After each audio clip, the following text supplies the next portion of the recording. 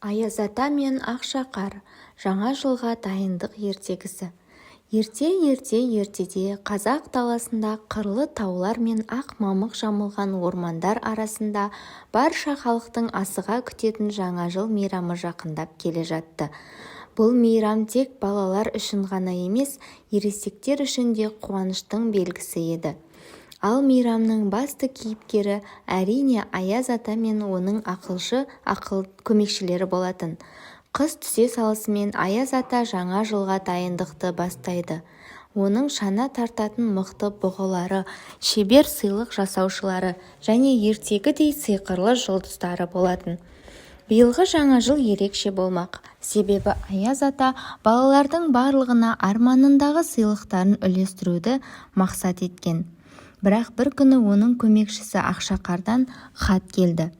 Аяз ата, биыл қар өте кеш жауып жатыр, шана жүре алмай жатыр. Жаңа жылдық сыйлықтарды қалай жеткіземіз? Аяз ата ойланып толғанып көмекке жаңа достарын шақыруды шешті. Қарлы боран құсындай ұшатын самұрық құс, биік тау басында өмір сүретін мұз ханша және ел арасында батыр деп танылған жылқы жылының рухы көмекке келді. Олардың бәрі бірге жаңа жыл мейрамын уақытында жеткізу үшін жоспар құрды. Самұрық құс сыйлықтарды ең алыс ауылдарға апаруға уәде берді. Мұз ханша сиқырымен қар жаудырып, жерді ақ мамықпен көмкерді.